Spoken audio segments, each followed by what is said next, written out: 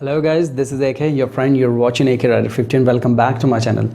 So guys, आज का topic है लद्दाख बजट। आज हम बात करेंगे कि आपको लद्दाख जाने में कितना खर्चा आ सकता है, आपके कितने पैसे लगेंगे।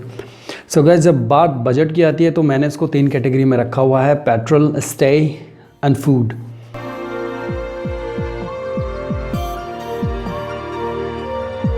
सो गाइस, जब पेट्रोल की बात आती है तो इसके भी 2 फेज़ होते हैं।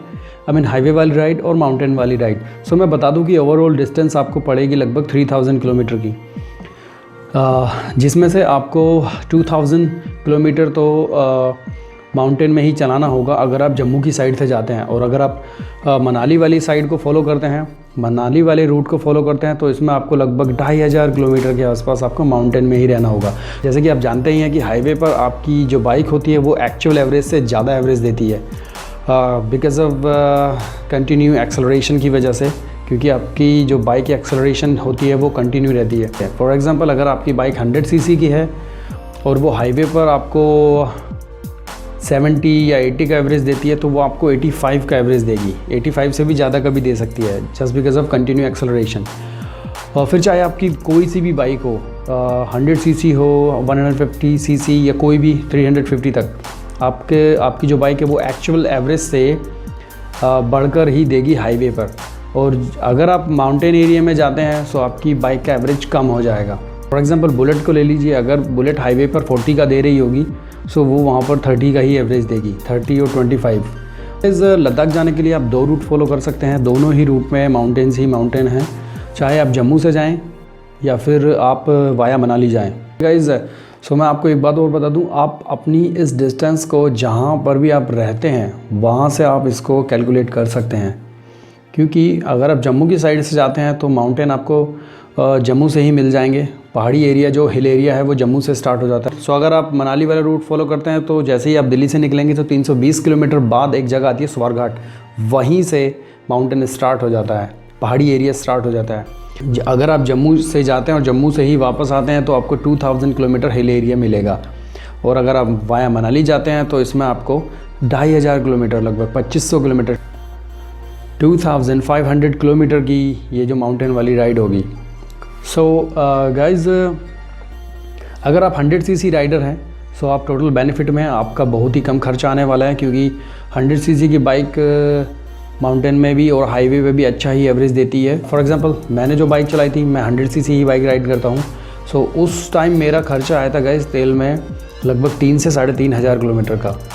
और बात करते हैं 100 सीसी से ऊपर की बाइक में। सो गाइस, ज़्यादा डिफरेंस नहीं होता, बिकॉज़ मेरे एक फ्रेंड हैं, राइडर ही हैं, वो बुलेट यूज़ करते हैं। सितंबर 2017 में उन्होंने राइड की थी, तो उनका 6,500 से 7,500 रुपये का तेल का खर्चा आया था, पेट्रोल का। सो अब लगा लीजिए, मैं 100 सीसी और वो 350 सीसी। सो गाइज़, मेरा तो लगभग आधा ही खर्च हुआ, 3500 इंक्लूडिंग ऑल द डेस्टिनेशन। जब आप लेह पहुंचते हैं तो बाकी डेस्टिनेशन भी रह जाती हैं, जैसे नुब्रा, डिस्किट एंड पेंगोंग, ये भी देखने लायक जगह है। सो ये भी डिस्टेंस मैंने इसमें इंक्लूड की हुई है माउंटेन में ही, 2000 किलोमीटर के अंदर ही। ये लगभग 570 किलोमीटर की डेस्टिनेशन बच जाती है लद्दाख से, जो कि लद्दाख के आसपास का एरिया है। तो 100 सीसी कैटेगरी वाली बाइक होगी, कोई भी बाइक हो सकती है, वो आपको 3000 से 3500 के बीच में आपको उसका खर्च आएगा। और थोड़ा आपके चलाने के ऊपर भी बात है कि आप किस तरह से उसको राइड करते हैं। और बात करते हैं, ये जो बीच की बाइक बची हैं 150 और 200 एंड 220। सो गाइस, जैसे कि आपको पता है कि पल्सर 220, उसका एवरेज लगभग बुलेट के जैसा ही है, वो भी आपको कम ही एवरेज देती है। सो तेल के लिए आप खुद डिसाइड कर लेना कि आप कहाँ से चल रहे हैं। सो इसमें जो हाईवे वाली राइड है वो उसको अलग निकाल लेना। अगर आप दिल्ली से चलते हैं वाया जम्मू जाते हैं तो इसमें आना जाना आपको 1140 किलोमीटर हाईवे पे ही होगा, आना और जाना, और 2000 माउंटेन का होगा। तो ये बैठता है तो लगभग 3140 के आसपास बैठता है। सो ऐसे ही सेम मनाली की साइड से है। आप जाएंगे 320 किलोमीटर बाद आपका माउंटेन आ जाएगा, 320 एंड 320 वापस 640। सो 640 तो आपकी दिल्ली से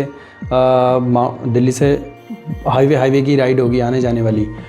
उसके बाद जो बचती है वह स्वारघाट से कुल्लू, मंडी, मनाली बिलासपुर होते हुए फिर रोहतांग, सब जगह ये जितना भी एरिया है इसको आप कवर करते हुए जाएंगे। और पैंगोंग, नुब्रा वगैरह डिस्ट्रिक्ट, ये सब को जब आप कर वापस आएंगे तो ये 2500 किलोमीटर के आसपास का माउंटेन वाला एरिया बैठता है। सो इसकी ओवरऑल कॉस्ट निकलती है, अब इसमें आप 100 सीसी को थोड़ा अलग हटा दीजिए, इसमें आपको 5000 to 6500 आई मीन 5000 से 6500 रुपये के बीच में आपको इसमें फ्यूल का खर्चा आएगा। फिर चाहे आप कोई सी भी बाइक ले लीजिए आप 100 सीसी को छोड़कर। ओके गाइस, बात करते हैं stage number 2, food and stay. मैं इन दोनों को एक साथ बताने जा रहा हूँ ताकि आपको समझने में आसानी हो। जैसे कि मैंने आपको बताया, अगर आप दोनों में से कोई सा भी रूट फॉलो कर रहे हैं, चाहे जम्मू वाला या फिर मनाली वाला, दोनों पर स्टे और फूड के प्राइस लगभग सेम ही हैं। सो गाइस, अगर आप दिल्ली से स्टार्ट करते हैं तो फर्स्ट होल्ट होगा आपका मनाली में। मनाली में आपको 500, 1000 एंड 1500, 1000, 500 और 1500 तक का रहने का मिल सकता है, रहने का रूम मिल जाएगा। और गाइस, जब भी आप कोई भी होटल बुक करें सो वहाँ पर आप उनसे एक बार गर्म पानी के लिए पूछ लेना कि यहाँ पर नहाने के लिए गर्म पानी की भी सुविधा है। वो फिर बाद में आपको प्रॉब्लम हो जाएगी, वो बोलेंगे कि नहीं 500 में तो था नहीं, या 1000 में तो था नहीं, या 1500 वाले में होता है। सो ऐसा आप उनसे कंफर्म कर लेना। वैसे मोस्ट ऑफ सभी रखते हैं, बट फिर भी एक बार कंफर्म कर लेना। अब बात करते हैं खाने की। सो गाइज़, मनाली की जब आप मार्केट में घूमेंगे सो मार्केट के अंदर आपको 100 रुपीज़ से लेकर 200, 300 और 400 रुपीज़ के खाने के ऑप्शन है। अप टू यू कि आप क्या खाना चाहते हैं। एवरेज ऑन आप कोई भी थाली ऑर्डर कर सकते हैं जो कि 100 से लेकर 200 के बीच में होती है। जब आप डे सेकंड स्टार्ट करेंगे सो आप पहुंच जाएंगे, आप एक दिन में लगभग कवर कर सकते हैं 200 से 250 के बीच में। सो रास्ते में डे सेकंड में आपको जगह आएगी, या तो आप बारालाचा रुक सकते हैं या फिर Sarchu. Most of rider Sarchu रुकते हैं, कुछ राइडर जो वहाँ तक नहीं पहुँच पाते हैं वो बारालाचा से नीचे उतरकर भरतपुर नाम की एक जगह आती है, वहाँ पर वो रुकते हैं। सो गाइज़, वहाँ पर कोई ज़्यादा खास VVIP स्टे तो नहीं होंगे, लेकिन जो वहाँ पर रास्ते में ढाबे होते हैं वो किसी कॉर्नर में रुकने के लिए एक जगह बना के रखते हैं, जिसका चार्जेस वो लेते हैं 100 से 200 रुपीज़, इससे ज़्यादा नहीं लेते। हाँ, सरचू की साइड थोड़ा महंगा है, वहाँ पर आपको 1000 और 1200 के आसपास टेंट मिलेगा। वो टेंट थोड़े से अच्छे हैं, नहीं में भी वहाँ पर सेम ही है। आप 100 रुपीज़ से लेकर 200, 300 तक खा सकते हैं। उनके पास सभी चीज़ें होती हैं, वेज भी होता है, नॉन वेज भी होता है। सो डे थर्ड में आप आसानी से पहुँच जाएंगे लद्दाख। लद्दाख में भी गाइज मैं आपको बता दूं सेम ही चार्जेस है, 500, 1000, 1500, और खाने का भी सेम ही है। 100 से लेकर आपको 500 तक की डाइट मिल जाएगी, ये आपके ऊपर डिपेंड करता है। सो जब आप डे थर्ड में लद्दाख पहुंच जाएंगे, वहाँ से आप अगर आप लद्दाख से वापस आना चाहते हैं तो सेम रूट फॉलो करके आ सकते हैं, या फिर रूट चेंज कर सकते हैं, वाया जम्मू आ सकते हैं, या फिर अगर आप उसके आसपास की डेस्टिनेशन घूमना चाहते हैं जैसे कि Nubra valley, Pangong district village, Pangong lake, so फिर ये आपको 570 किलोमीटर की और एक्स्ट्रा आपको जर्नी करनी पड़ेगी, और ये भी माउंटेन में ही है और बहुत ही ज़्यादा ब्यूटीफुल है।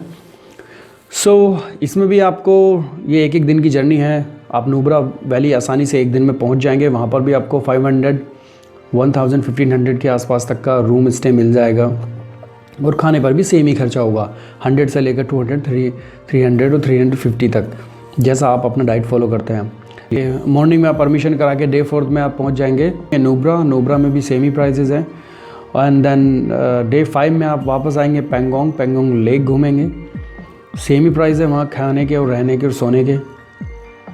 सो आप इन तीनों में से कोई भी एक चीज़ को चुन सकते हैं कि आप 500 वाली सीरीज़ को फॉलो करेंगे या 1000 वाली को, या फिर 1500। डे 6 में आप वापस आएंगे लेह, वहाँ पर अगर आप रुकना चाहते हैं तो रुकिए, या फिर लेह से भी आप निकल जाएंगे कोई भी रूट फॉलो करते हुए घर वापसी के लिए।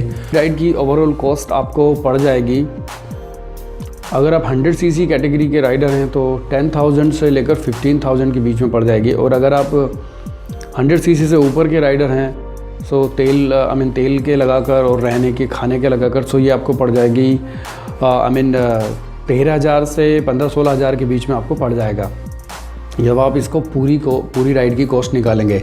और इसमें आपको बैकअप के लिए भी लगभग 5 से 10,000 रुपये रखने होंगे।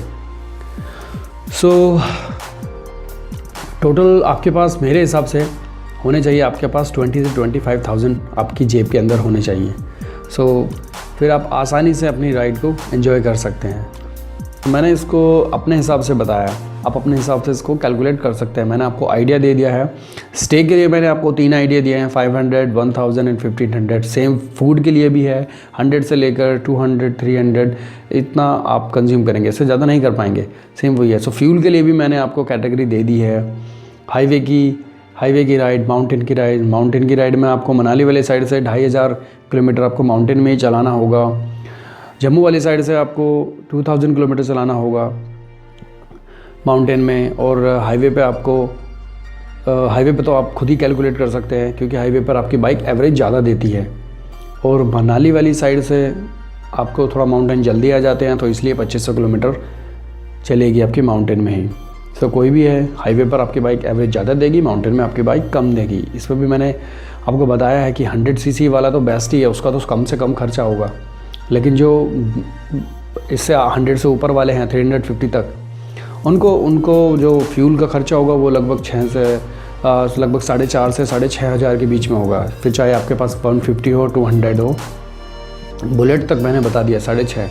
100 वाला तो बिल्कुल अलग ही हो गया, जिसके 3,500 रुपये खर्च होंगे टोटल उसको दिल्ली से दिल्ली आने में, पूरा माउंटेन एरिया कवर करते हुए। सो गाइस, होप कि आपको मेरी दी गई जानकारी से कुछ आइडिया मिले, आप खुद एक कैलकुलेशन निकालें और आप अपना बजट सेट करें। ओके गाइस, होप कि आपको जो मैंने बताया काफ़ी कुछ हद तक आइडिया हो जाएगा। एग्जैक्ट तो कोई भी नहीं बता सकता, क्योंकि सिचुएशन गाइस अलग होती है। आप किस तरह बाइक चलाते हैं, आप किस होटल में रुकते हैं, आप किस तरह खाते हैं, तो ये सब सिचुएशन अलग है। मैंने इसको ओवरऑल आप इसकी डिस्टेंस निकाल लेना, मैंने आपको बताया हुआ है। Okay guys, so thank you so much for your love and support. Keep subscribing AK Rider 15। Thank you.